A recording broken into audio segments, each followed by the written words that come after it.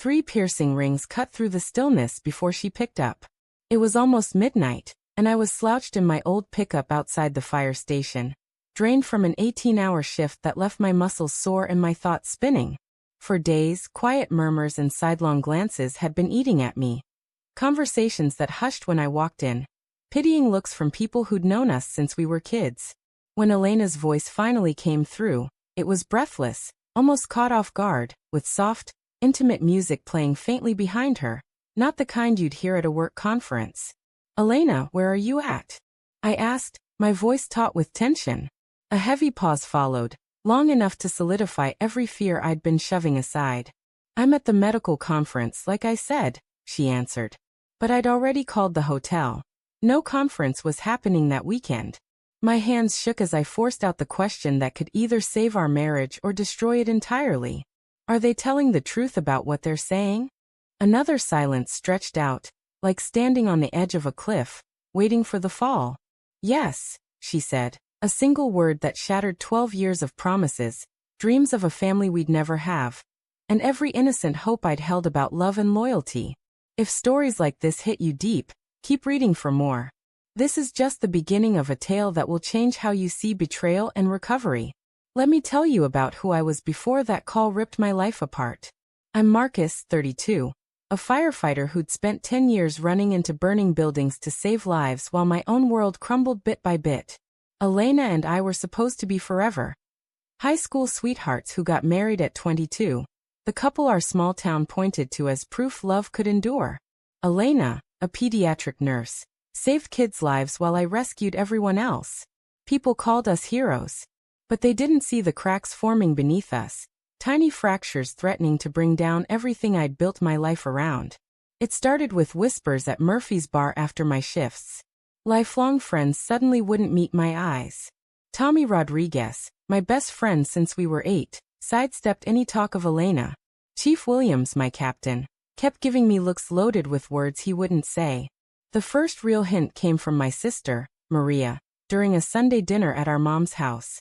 While Elena was in the kitchen washing dishes, Maria pulled me aside, her face contorted with the pain of knowing something that would crush me. "Marcus, I need to tell you something, and it's going to hurt bad," she said. My gut twisted. "What's going on?" "I saw Elena last Tuesday at Romano's, that upscale place downtown." I shrugged, assuming it was the work dinner she'd mentioned with her hospital bosses. Tears filled Maria's eyes. "She wasn't with coworkers, Marcus. She was with a man, and it wasn't professional." The room tilted. "What do you mean by that?" They were holding hands across the table. He was touching her face. They looked like they were in love. She paused, then added, "She was wearing that red dress, the one you bought her for your anniversary." I wanted to call Maria a liar, to walk away and act like I hadn't heard a word. Instead, I asked, "What did he look like?" "Tall, dark hair, fancy suit, good-looking," she said, landing the final blow. That night, I didn't confront Elena outright. I wasn't ready for that fight. Instead, I casually asked about her evening, her work dinner, how it went.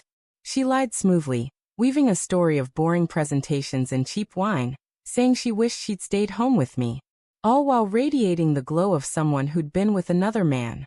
That's when I started seeing things I'd been too trusting to notice before. New clothes showed up in her closet, expensive pieces a firefighter's wife shouldn't have been able to buy. She started working out relentlessly, shaping her body in ways that should have been for us, but felt like they were for someone else. Her phone turned into a gateway to a world I wasn't part of. Endless texting, secretive smiles at messages she kept hidden. When it rang during dinner, she'd jump up, taking calls in quiet whispers in another room. The tipping point was a credit card bill she'd tried to hide. Charges for hotels in a nearby city, restaurants I'd never been to, a jewelry store where she'd bought a necklace I'd never laid eyes on. When I asked about it, she didn't get defensive. She got mad, as if I'd violated her privacy by questioning our joint account. "I work hard, Marcus. Can't I treat myself sometimes?" But it wasn't the money that hurt.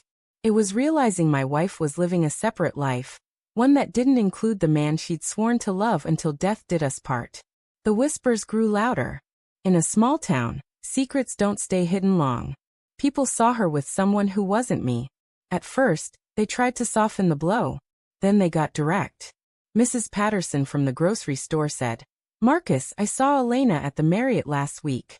She looked so happy." Jake from the hardware store remarked, "Your wife's got good taste in cars. That Tesla she got into was sharp." "I don't drive a Tesla.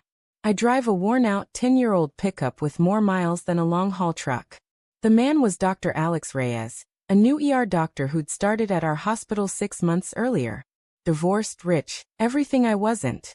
I'd met him at a hospital charity event, shaken his hand while he was planning to unravel my marriage.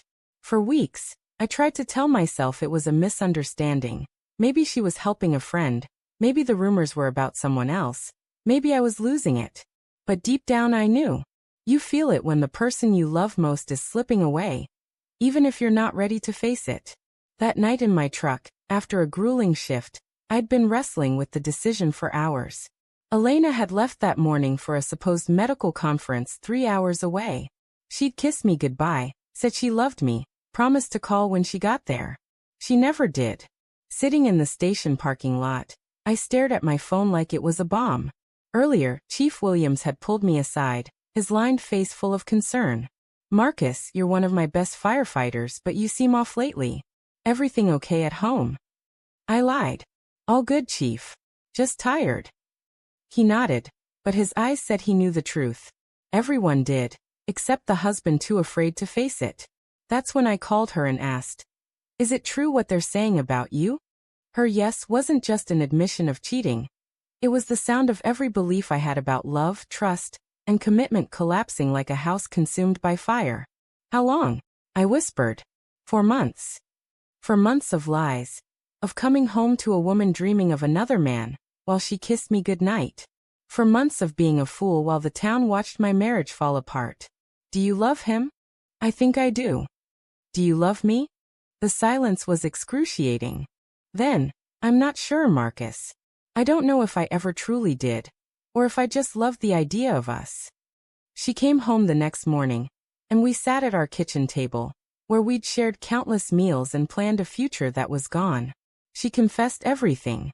She'd met Alex during a hectic code blue.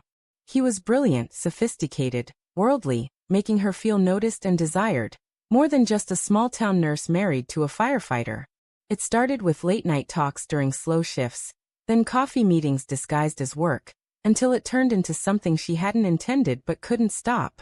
"I tried to end it," she said, tears streaming down her face. "I really did. But with him, I feel like myself again, like who I was before I became just your wife." I looked at her, my heart shattering. "The person you were as my wife is who I loved." She met my eyes with a mix of sadness and pity. "That's the problem, Marcus. You loved who I was, not who I am now. Alex sees who I could be. And what am I to you? You were my first love, my safe place, the life I thought I wanted at 22, before I realized there was more I could want." The divorce was messy and public. In a small town, everyone takes a side.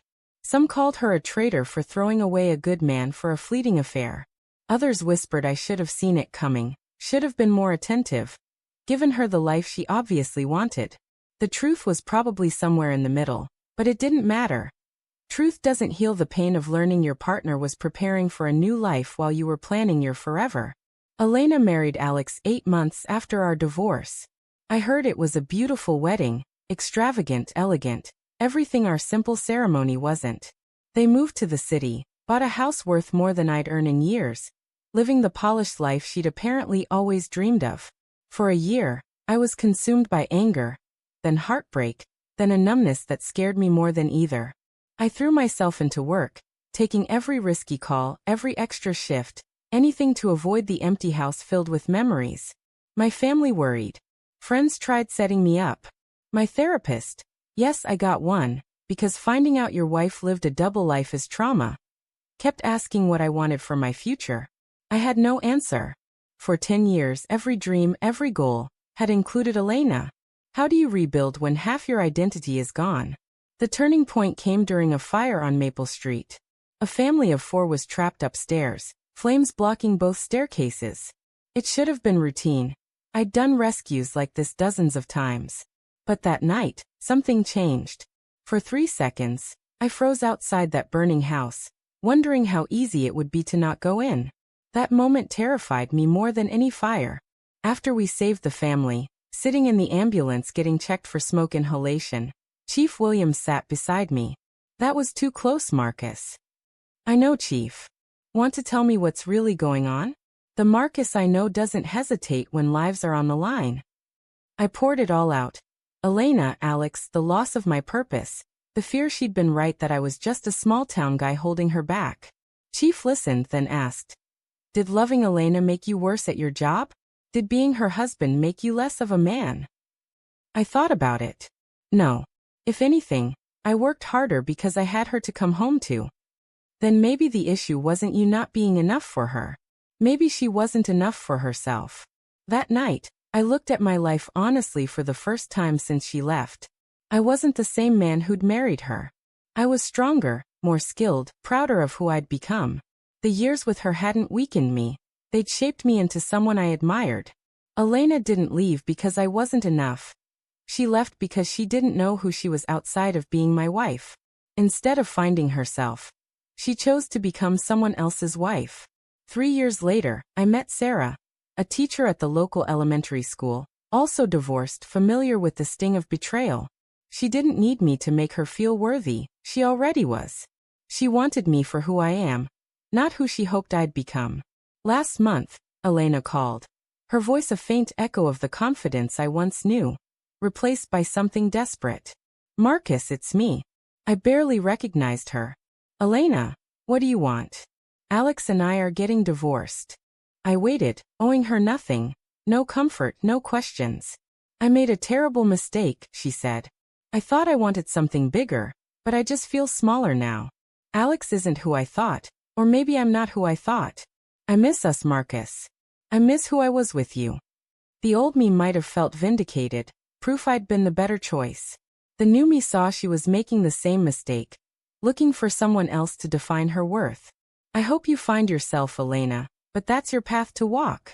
Are you with someone?" The silence was longer than the one 3 years ago. "She's lucky. We're both lucky. We choose each other every day."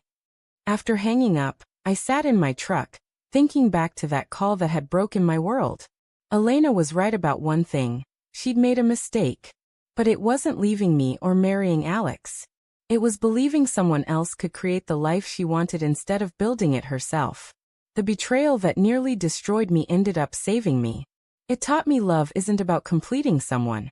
It's about being whole enough that their love is a gift, not a necessity.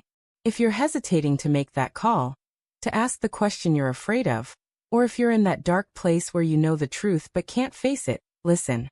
The right person won't make you fight for their attention or feel like you're holding them back. They won't turn you into a detective in your own relationship. When someone shows you who they are, believe them. And if they don't choose you every day, let them go.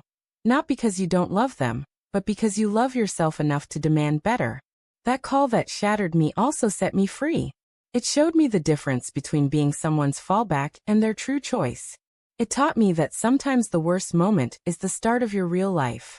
If this story moved you, share it and keep reading for more tales of love, loss, and finding yourself again. The most painful question you ask might be the answer that saves you. Until next time, know this. You deserve someone who chooses you without hesitation. Don't settle for someone who makes you question your worth.